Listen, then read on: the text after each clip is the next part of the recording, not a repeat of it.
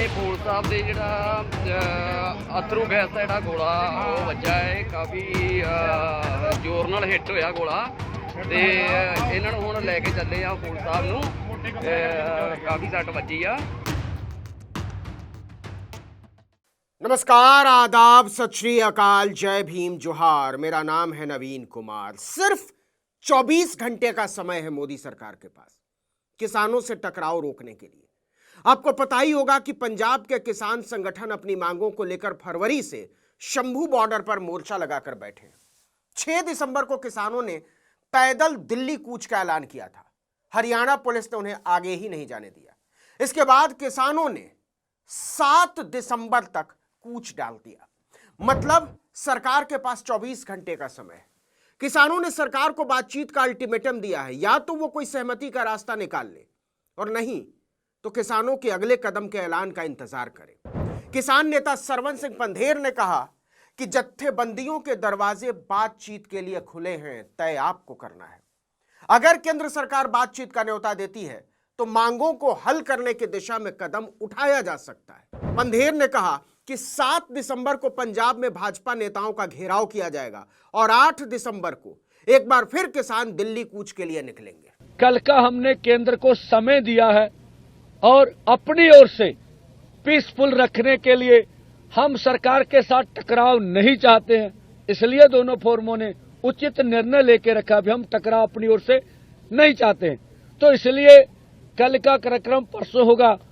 सरवन सिंह पंधेर ने कहा कि सुरक्षा कर्मियों द्वारा दागे गए आंसू गैस के गोले के कारण कुछ किसानों के घायल होने के बाद प्रदर्शनकारियों ने शुक्रवार को दिल्ली की ओर अपना पैदल मार्च स्थगित कर दिया। पंधेर ने कहा, कुछ किसानों के घायल होने के मद्देनजर हमने आज के लिए, केवल आज के लिए, जत्था वापस बुला लिया है। किसान नेता ने दावा किया कि हरियाणा के सुरक्षा कर्मियों द्वारा आंसू गैस के गोले दागे जाने के कारण 5 से 6 प्रदर्शनकारी किसान घायल हो गए।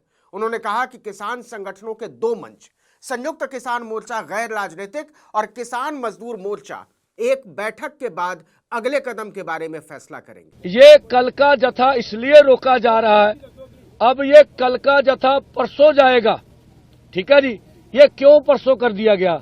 एक तो जो उन्होंने कहा है कि हम वार्ता के लिए तैयार हैं, कल का दिन हम देख लेते हैं। अगर वो बातचीत करना चाहते हैं, उनको समय मिल जाएगा, पता चलेगा।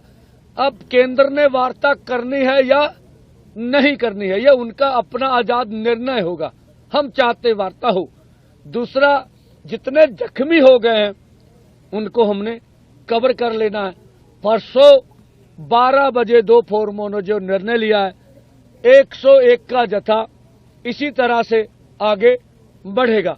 आपको हमने एक वीडियो में बताया था कि 6 दिसंबर को दिल्ली कूच के लिए आगे बढ़े किसानों को हरियाणा की सीमा में दाखिल नहीं होने दिया गया था।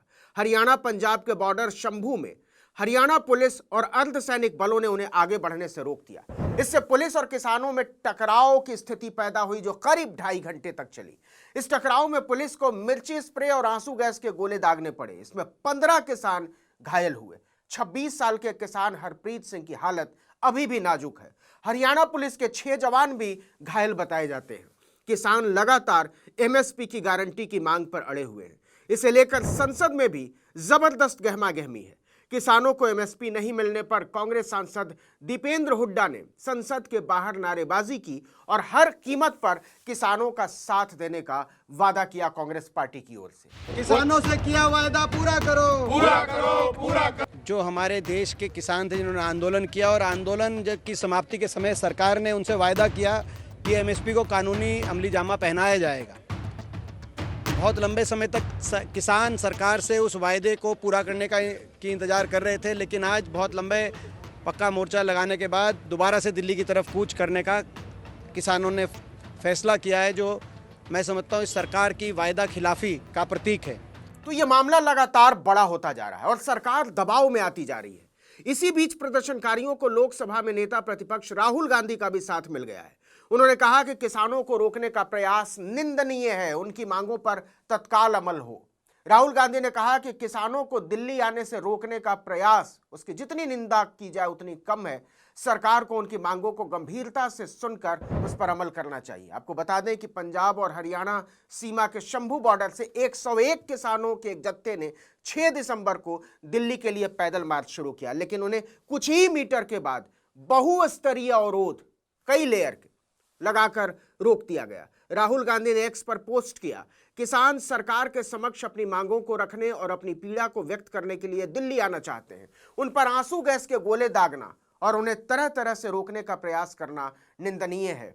सरकार को उनकी मांगों और समस्याओं को गंभीरता से सुनना चाहिए।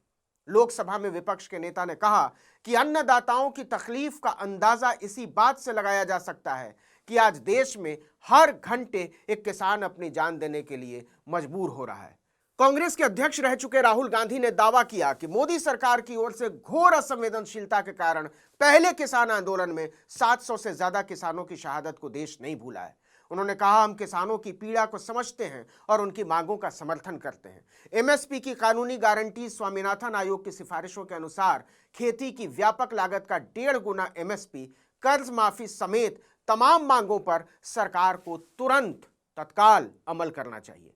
राहुल गांधी ने कहा कि जब अन्नदाता खुशहाल होंगे तभी देश खुशहाल होगा। पिछले 3 साल से भारत सरकार का यह पूरा एजेंडा चला हुआ है कि किसान संगठनों को तोड़ा जाए। यही उस टूट का नतीजा है। यही जो नोएडा में हुआ उस टूट का नतीजा है कि नोएडा में भी वो लोग जेल में बंद हैं, वहां पे भी लाठियां चल रही। एक साजिश किसानों के खिलाफ रची जा रही है, किसानों को बदनाम करा जा रहा है। पूरे विपक्ष ने एक सुर में किसान आंदोलन को साथ देने का वादा किया है। लगभग सारे बड़े नेता किसानों के मुद्दे पर लगातार बयान दे रहे हैं और मोदी सरकार को किसान विरोधी बता रहे हैं। अब सरकार में हलचल मची हुई है। उसकी चिंता यह है कि अगर किसान किसी भी तरह से दिल्ली में दाखिल हो गए तो उसके लिए हालात बहुत ही चिंताजनक हो जाएंगे, क्योंकि यह तो सरकार को भी पता है कि अगर किसान पैदल मार्च करते हुए दिल्ली की तरफ बढ़े तो अदालतों तक को इस पर रोक लगाते हुए सोचना पड़ जाएगा। आप किस आधार पर पैदल बढ़ते हुए किसानों को, लोगों को, बच्चों को, औरतों को रोकेंगे? लेकिन कुछ लोगों का यह भी कहना है कि मोदी है तो मुमकिन है। आप याद कीजिए, लद्दाख से पैदल चलकर आ रहे गांधीवादियों को भी दिल्ली की सीमा में दाखिल होने से पहले ही रोक लिया गया था और बसों में भरकर उन्हें हिरासत में ले लिया गया था और उनकी तादाद थी केवल 25। लेकिन सरकार यह भी जानती है कि लद्दाख के गांधीवादियों और आंदोलनकारी किसानों में आसमान जमीन का फर्क है। इस वीडियो में इतना ही, लेकिन अगर आपने आर्टिकल 19 इंडिया को अब तक सब्सक्राइब नहीं किया तो फौरन कर लीजिए, बेल आइकॉन दबाइए, घंटी जैसी आकृति लाइक कीजिए और कमेंट करके बताइए हमारा वीडियो आपको कैसा लगा।